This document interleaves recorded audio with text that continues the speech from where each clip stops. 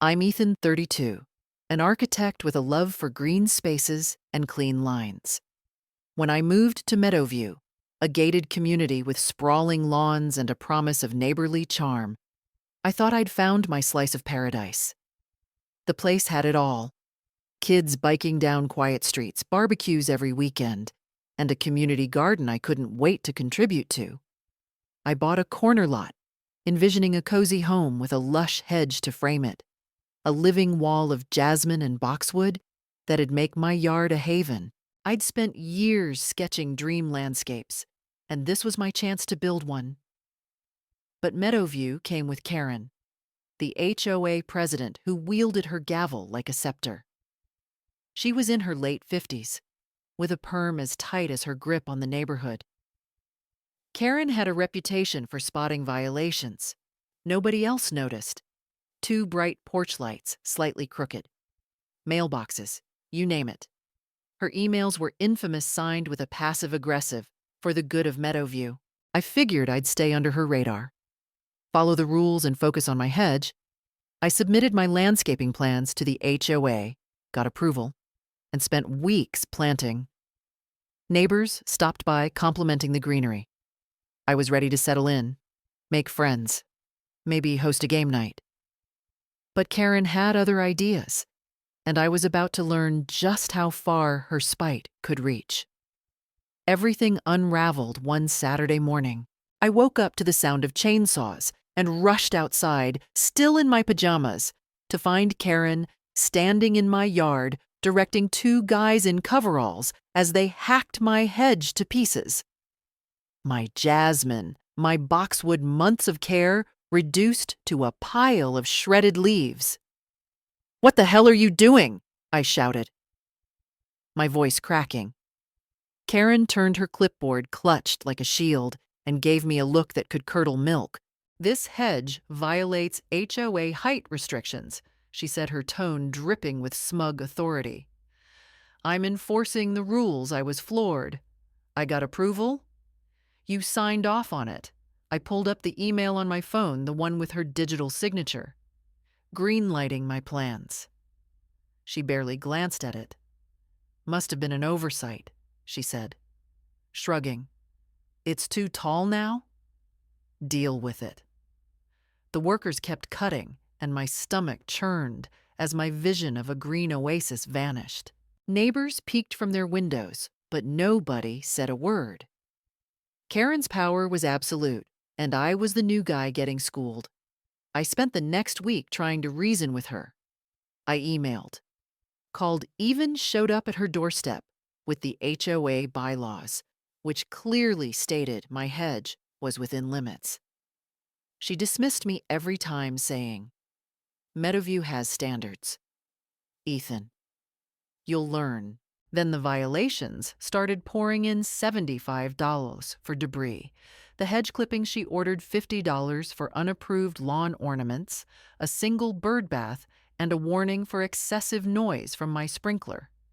It was harassment, plain and simple, but Karen played it like she was saving the neighborhood from chaos. The worst came at the monthly HOA meeting. I stood up, voice shaking, to address the hedge incident, hoping for support. Karen cut me off, announcing to the room, "Some newcomers think they can ignore our rules and ruin our aesthetic." She projected a photo of my yard taken mid-destruction, looking like a war zone, and spun a story about how I'd defied her warnings. The room went silent. Neighbors I'd chatted with at the mailbox avoided my eyes. I felt like a criminal, my reputation trashed in front of 50 people. I sat down, humiliated, as Karen basked in her victory. But the real shock hit a few days later. I was grabbing coffee with Tom, a neighbor who'd been quietly friendly, and he let slip a bombshell. "You know why Karen really cut your hedge?" he said. Glancing around, her friend owns Green Thumb Landscaping. They've been pushing to replace hedges with their approved plants. Your yard was their test case.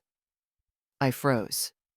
Karen hadn't just acted on a whim, she'd destroyed my property, to funnel business to her crony, violating HOA ethics and common decency. Tom showed me an email from Green Thumb, forwarded by Karen pitching upgrades for my lot with a note. Ethan's hedge is handled. It was a conspiracy, and I was the scapegoat. I was livid. My hedge wasn't just plants.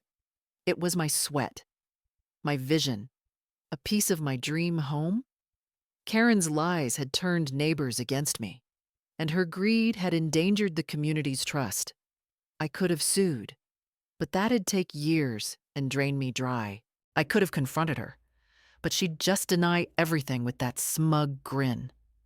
No, I needed something bigger, something that had hit her, where it hurt her pride and her perfect Meadowview image. I started sketching. Not a new hedge, but a statement. One that'd make Karen wish she'd never picked up that chainsaw. Fury burned in my chest, but I wasn't going to let Karen's betrayal break me. As an architect, I knew how to build things that lasted, things that spoke louder than words. Her attack on my hedge was personal, a power play to prop up her friend's shady business. I wasn't going to stoop to her level with vandalism or shouting matches. No, I'd hit her with something legal, bold and impossible to ignore. A structure so in your face it'd make her perfect. Meadowview world crumble. I pulled out my drafting pad and started designing a wall. First, I dug into the HOA bylaws, combing through every line. Karen thought she owned the rule book, but I found a loophole she'd overlooked. Fences and walls were allowed up to 12 feet, provided they met setback requirements and didn't block public access. My corner lot gave me plenty of space, and my hedge had already been within bounds. A wall, though.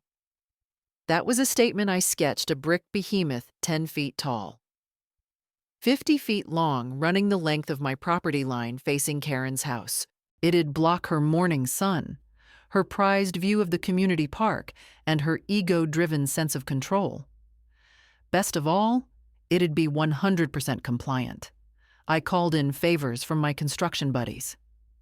Micah Mason, I'd worked with on city projects, was thrilled to help.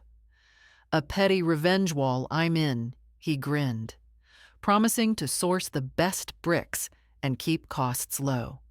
I filed for permits, triple-checking every detail to ensure Karen couldn't touch me. The city approved it in days, and I didn't bother notifying the HOA. Bylaws didn't require it for compliant structures. Karen would find out when the first brick was laid. Construction started on a crisp Saturday, the kind of day Karen loved to parade around inspecting lawns. I made sure to be there, sipping coffee by my truck as Mike's crew rolled in with cement mixers and pallets of red bricks. Neighbors gathered curious as the foundation took shape. Karen's house was directly across the street, her pristine colonial with its rose bushes and HOA president sign out front. By noon, the wall was 3 feet high, and I saw her storm out, phone in hand, face twisted in outrage.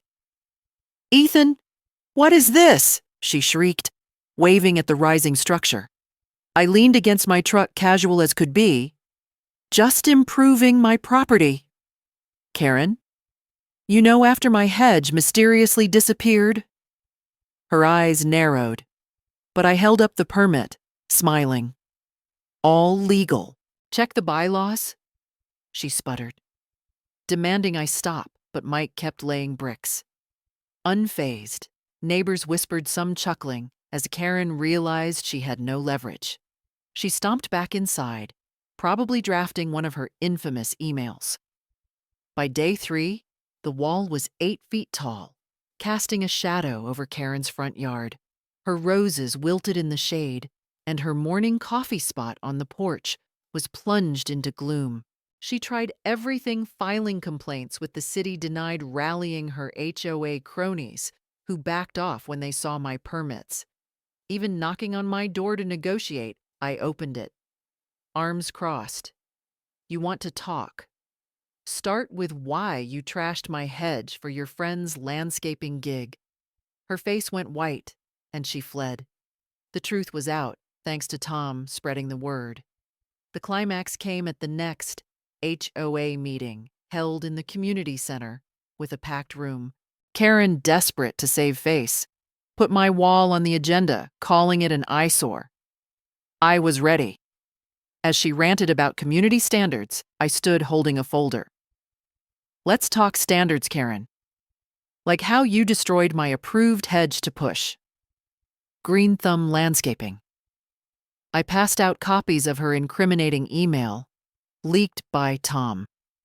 Gasps. Filled the room. Then there's your shed. I added, dropping the bombshell.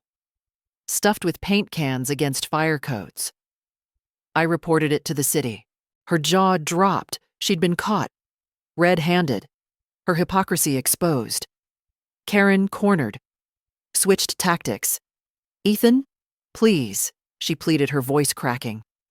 The wall's ruining my home. I'll pay to replace your hedge. Just take it down. The room went quiet. I could have gloated, but I saw my chance to end this with class. I'll consider it, I said loudly, if you apologize to me and the neighborhood for your lies right now. Faces turned to Karen, waiting. She hesitated, then mumbled a half-hearted sorry. I pushed louder, Karen. And admit the Green Thumb scheme? Her cheeks burned, but she choked out a full apology, admitting she'd favored her friend's company. The crowd murmured. Stunned, I didn't stop there. I handed her a broom, gesturing to the construction dust on my lot. Start cleaning up, Karen. You made the mess. Neighbors burst into laughter as she stood humiliated, clutching the broom. I leaned back, watching her ego deflate my wall, towering outside like a monument to justice. Karen's public apology was the crack that broke her empire. The HOA meeting fallout spread like wildfire through Meadowview neighbors, once too scared to challenge her, started digging into her past decisions. The Green Thumb scandal wasn't her only sin.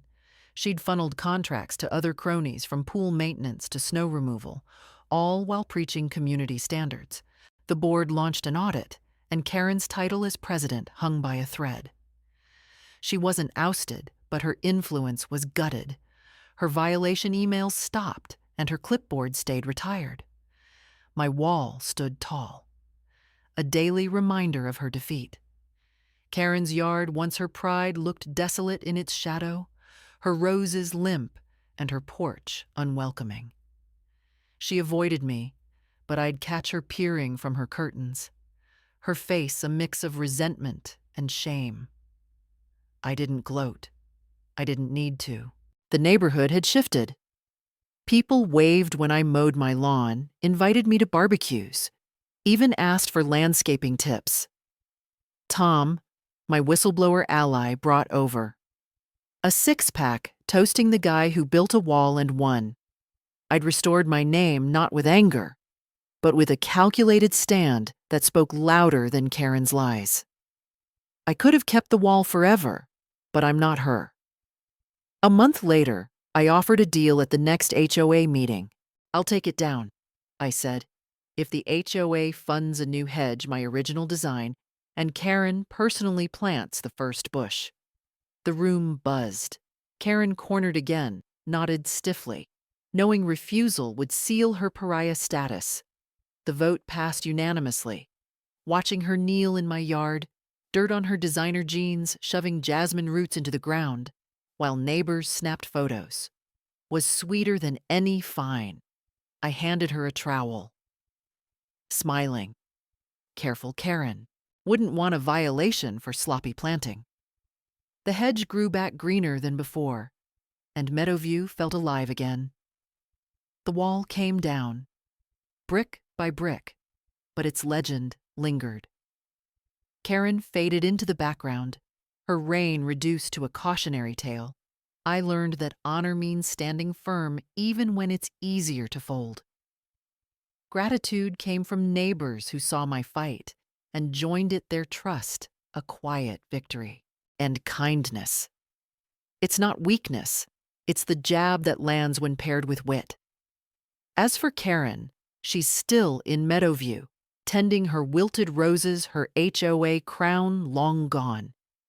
Every time she sees my hedge, she'll remember the wall that eclipsed her world and the guy who built it with a permit and appoint me.